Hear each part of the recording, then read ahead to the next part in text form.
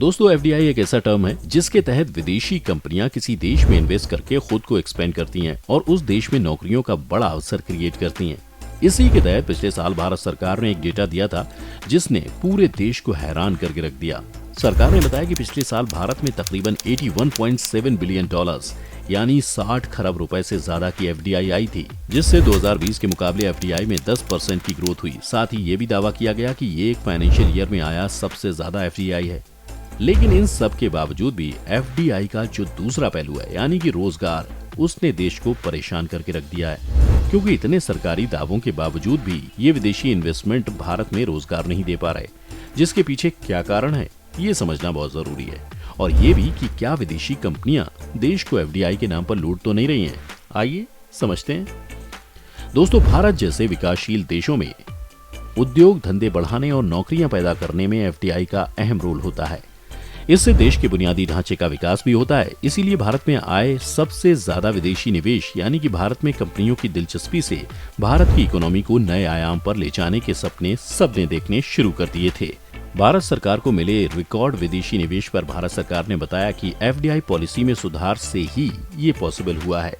इसके अलावा सरकार की तरफ से विदेशी कंपनियों को भारत में इन्वेस्टमेंट के लिए सुविधाएं देने और ईज ऑफ डूइंग बिजनेस के मोर्चे पर सरकार की ओर से उठाए गए कदमों ने भी देश में आने वाले एफडीआई की रफ्तार को इतना बढ़ाया है। जिसके बाद ये भी सोचना लाजमी है कि भारत में अगर इतने बड़े पैमाने पर कंपनियां आती हैं तो ये विदेशी कंपनियां देश में बेहतर जॉब को बड़े पैमाने पर क्रिएट करेंगी। लेकिन एक्सपर्ट का कहना है कि भारत में अब तक एफडीआई और नौकरियों के बीच डायरेक्ट रिलेशन नहीं बिठाया जा सका है। यानी ऐसा नहीं कहा जा सकता कि इतना एफडीआई आने पर बहुत ज्यादा नौकरियां पैदा ही होंगी, पर इससे डायरेक्ट और इनडायरेक्ट तौर पर नौकरियां जरूर पैदा होती हैं। पर यहाँ समझने वाली बात यह है कि नौकरियों की संख्या देश के आकार और इस फैक्ट पर डिपेंड करती है कि इन्वेस्टमेंट किस सेक्टर में आ रहा है। इसीलिए रिकॉर्ड एफडीआई आने के बावजूद भारत में नौकरियों के अवसर नहीं बन पा रहे हैं। जानकारों के मुताबिक दरअसल भारत सरकार के कहे मुताबिक एफडीआई की असली तस्वीर साफ नहीं होती, क्योंकि सरकार ने जो आंकड़े रखे हैं उनमें बिजनेस सेगमेंट और राज्यों को मिले एफडीआई की लिस्ट दे दी गई है। विदेशी निवेश पर ढंग से रोशनी डालने वाला document reserve bank of India का बुलेटिन है, जिसमें ज्यादा स्पष्ट जानकारियां हैं। उसके मुताबिक 60 खरब रुपए के जिस डायरेक्ट विदेशी निवेश की बात सरकार की ओर से कही गई है उसके दो हिस्से हैं। पहला सीधे भारत में हुआ इन्वेस्टमेंट और दूसरा फॉरेन इन्वेस्टर्स की ओर से भारत से निकाला गया पैसा। आंकड़ों से पता चलता है कि भारत में हुए सीधे निवेश में इस साल 2.4% की गिरावट आई है और विदेशी निवेशकों ने इस साल पिछले साल के मुकाबले 47% ज्यादा पैसा भारत से निकाला है। ऐसा हम नहीं बल्कि रिजर्व बैंक मानता है। भारत में हुए डायरेक्ट इन्वेस्टमेंट और कुल एफडीआई आंकड़ों में भारी अंतर है, जबकि सरकार की तरफ से ये कहा जा रहा है कि एफडीआई में 10% की ग्रोथ देखने को मिली है। जानकारों के मुताबिक कुल फॉरेन इन्वेस्टमेंट में 10% की बढ़ोतरी का दावा करने के लिए आंकड़ों में नेट पोर्टफोलियो इन्वेस्टमेंट को भी शामिल कर लिया गया है। अब ये नेट पोर्टफोलियो इन्वेस्टमेंट क्या है उसे समझते हैं। असल में ये वो पैसा है जिसे कंपनियां भारत में लंबे समय के लिए लगाने के बजाय कुछ महीनों या सालों के लिए लगाती हैं और फायदा होने के बाद निकाल लेती हैं। ऐसे इन्वेस्टमेंट से ना ही किसी देश के लोगों को नौकरियां मिलती हैं और ना ही वहां बुनियादी ढांचे का विकास होता है। और साल 2020-21 में फॉरेन इन्वेस्टर्स ने ऐसा ही किया।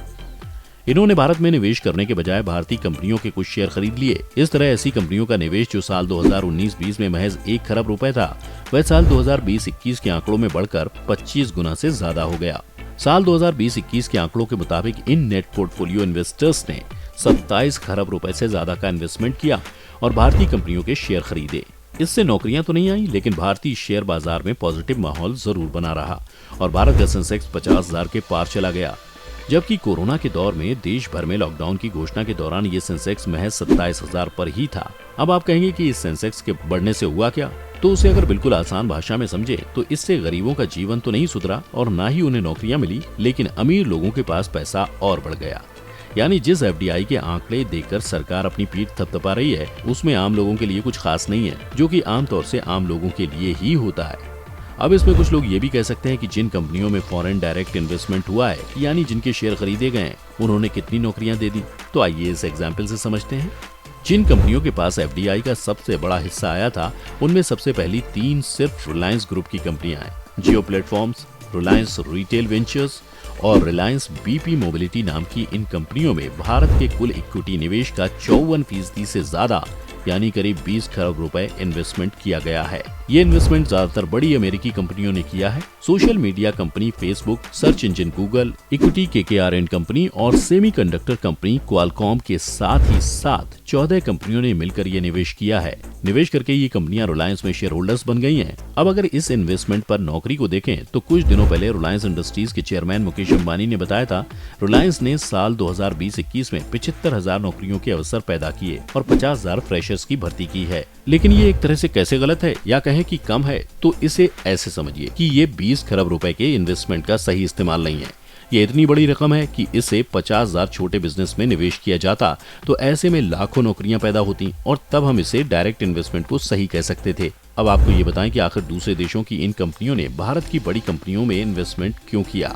तो इसका कारण ये है कि बड़ी कंपनियां सिर्फ अपने अच्छे रिटर्न्स के लिए इन्वेस्टमेंट करती हैं, इसीलिए उन्हें इंडिया के छोटे बिजनेस में या कहें कि इन्वेस्टमेंट मार्केट में सही रिटर्न नहीं दिख रहा था, इसलिए वे केवल बड़े बड़े बिजनेस में ही सारा इन्वेस्ट कर रही हैं। वैसे तो एफडीआई को देश के फायदे के स्केल के तौर पर देखा जाता है, लेकिन इस समय भारत की जो हालत है उसके हिसाब से फायदे के बजाय नुकसान पहुंचा सकता है ये एफडीआई। इसे हम इसलिए भी कह सकते हैं क्योंकि सरकार की उम्मीदों से उलट कुल एफडीआई का सिर्फ 17% मैन्युफैक्चरिंग सेक्टर में आना भी इस बात को बल देता है कि देश में एफडीआई का माहौल बहुत ही खराब स्थिति में है। अब अगर आप ये सोच रहे हो कि आखिर सरकार ने देश की खराब एफडीआई को बेहतर बता के लोगों के सामने पेशी क्यों किया, ये सवाल भी समझना जरूरी है। जानकारों के मुताबिक सरकार देश से बाहर जाते इन्वेस्टमेंट में आई कमी और बढ़ती बेरोजगारी दर के सवालों से बचने के लिए एफडीआई के आंकड़ों का सहारा लेती रही है। ये प्रोसेस अगर जारी रहा तो बढ़ता एफडीआई न सिर्फ विकास लाने और रोजगार पैदा करने में पूरी तरह नाकाम हो जाएगा, बल्कि अपने आइडियल फॉर्म से उलट वो भारत में अमीरी और गरीबी के अंतर को और बढ़ाने वाला साबित होगा। यानी कि अमीर और अमीर होते जाएंगे और गरीब होते जाएंगे। तो दोस्तों, ये थी देश की एक ऐसी तस्वीर जो सुनहरी तो है लेकिन कुछ लोगों के लिए। आपको क्या लगता है, क्या ये विदेशी कंपनियां भारत को लूट रही हैं या नहीं? आप अपनी राय हमें कमेंट करके बता सकते हैं। साथ ही इस वीडियो को लाइक और शेयर करना ना भूलें और चैनल को सब्सक्राइब भी कर लें।